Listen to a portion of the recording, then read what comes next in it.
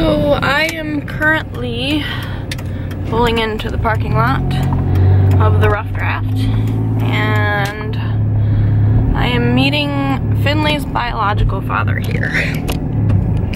And we're gonna discuss termination of his parental rights and Cord adopting Finley. And I'm nervous, to say the least. So I'm not gonna film it because obviously that's freaking weird.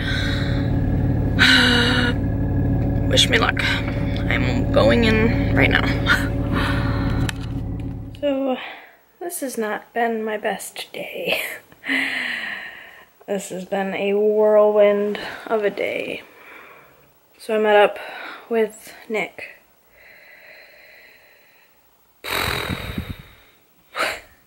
don't even know where to begin. I mean, I got there and I waited for, 10 minutes or so, and he showed up. I was surprised he showed up, kind of, but, he showed up and he was very timid. I gave him a hug and he was very timid and nervous, clearly, and, we sat down and he was just quiet and weird, and then he was like, okay, well, you have my attention. And I looked at him, I was just like, okay, well, I want Cord to adopt Finley. Because, for the past, since Finley was 3, that has been his father. And with where our lives are now, that's just the way that needs to be, that needs to happen.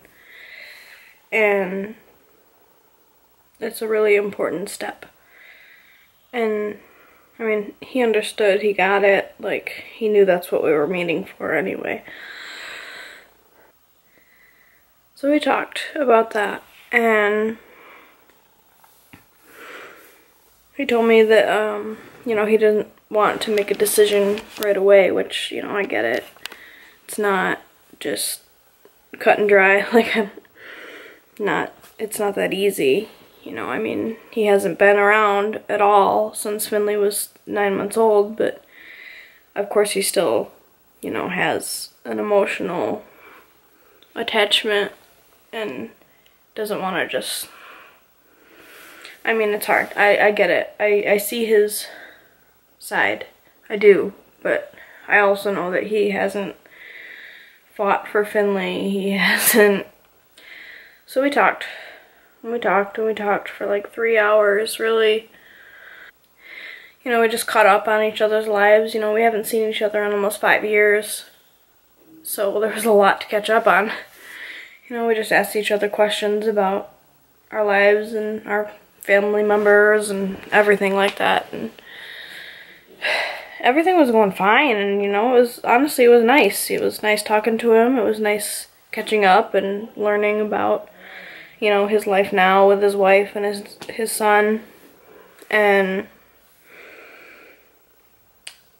I don't know, then he kind of turned the tables and he's just started changing the way that he was talking. At first it was like we were on a equal playing ground, and then all of a sudden he kind of flipped and was like, well, is it really fair to Finley to change his name when there's a whole side of the family, the gray side of the family, that still loves him and cares about him, and he doesn't even know them? And he was just trying to make this case for himself, and where he doesn't have one because he hasn't been there. His family is not even relevant really in this because, it's on him, not them. I have nothing against any of them. They're all fine. And, he even said to me that, I asked him, I was like, so what is your family's take on this, do they ask about me? Do they ask about Finley? And he said, not really. He said at first they kind of just, like, didn't want to talk about it because they were so disappointed in him. And then after that, they kind of just let it go because so did he. But yeah, so we kind of changed the way he was talking to me. You know, it was, at first it was very, you know, we were on the same level, I feel like. And then he just kind of changed and it felt a little more aggressive and more so like he didn't want to do this. You know, he was scared or was apprehensive or I don't even know, but I understand him not wanting to make a decision right away, but he just got, he wasn't mean, he wasn't violent, you know, he wasn't yelling, it was nothing like that. He has a way of, like, just getting to me. I don't even understand it, and I don't really remember everything that he said, but he just changed the way he was talking to me, and it started turning, and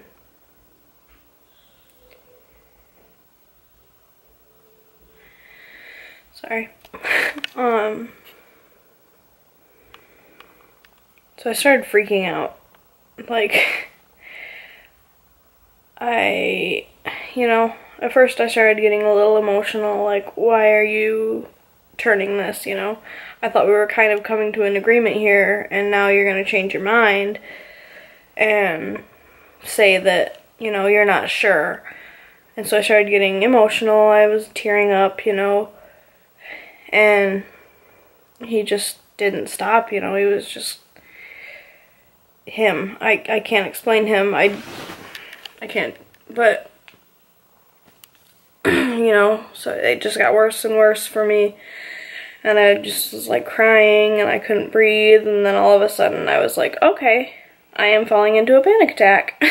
I've had 3 of them in my life, and, like, it's stupid, you know, I'm not the kind of person that's like, oh, I have panic attacks, because people that say they have panic attacks really aren't having panic attacks. They're, I don't know.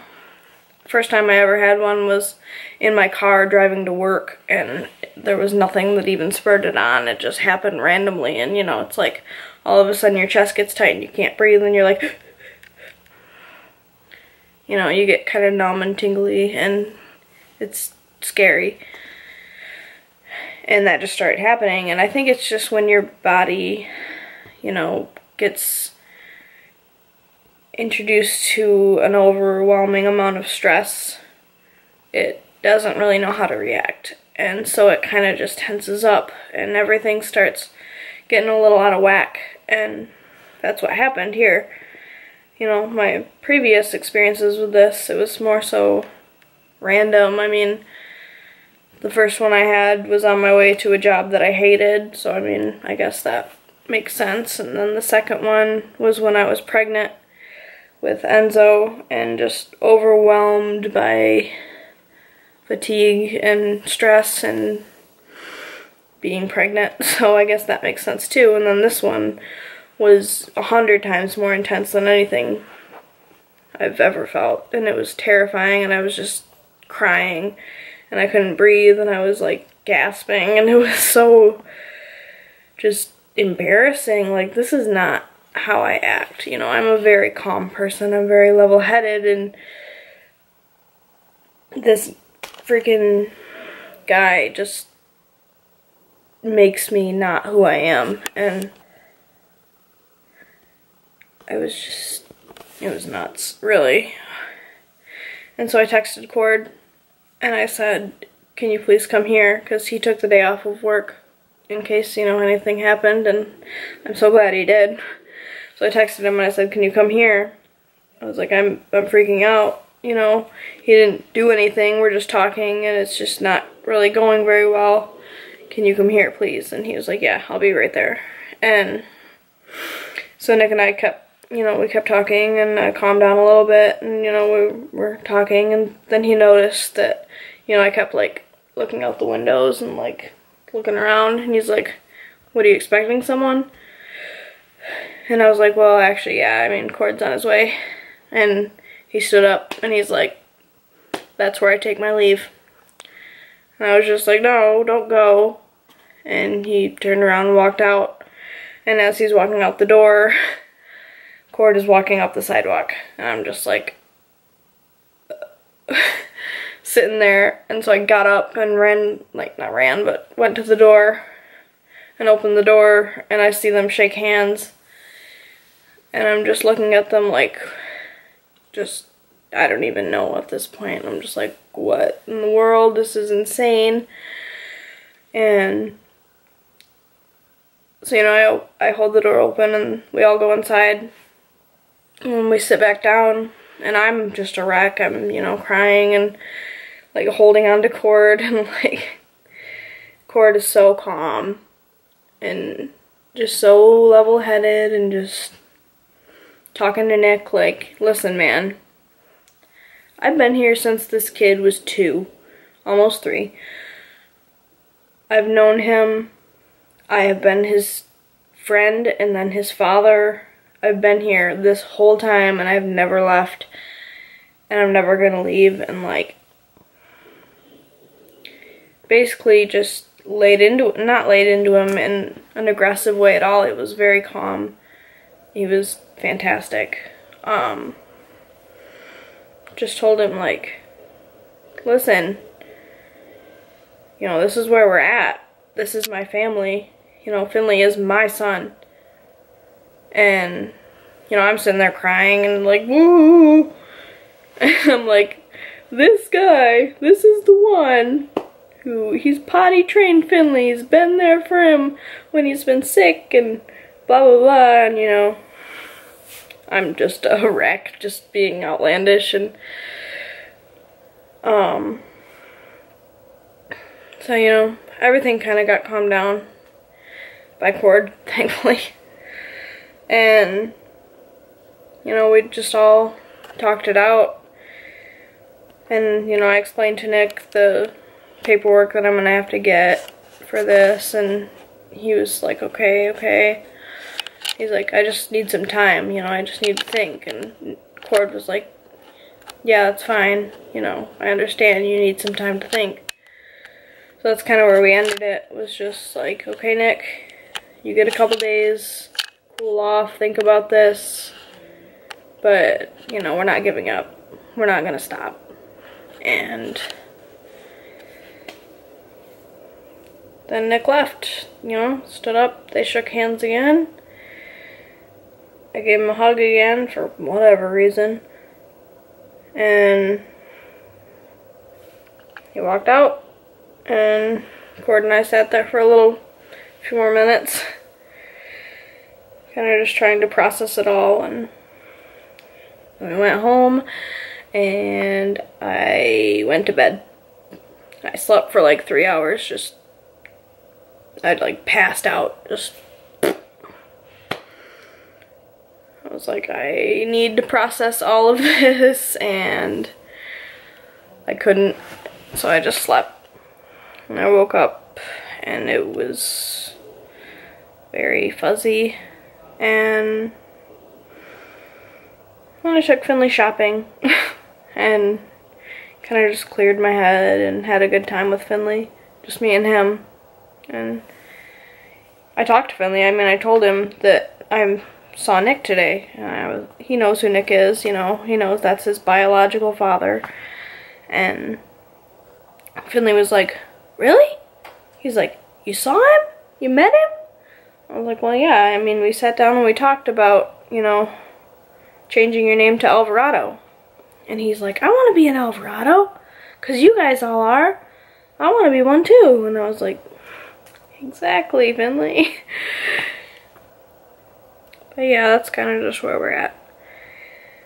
And sorry this is so long and drawn out.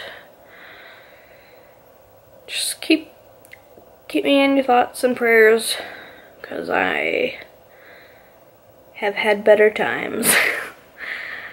I'm a little exhausted in here. Here's Enzo. He's sleeping. He is a sick little puppy. Good night, my friends.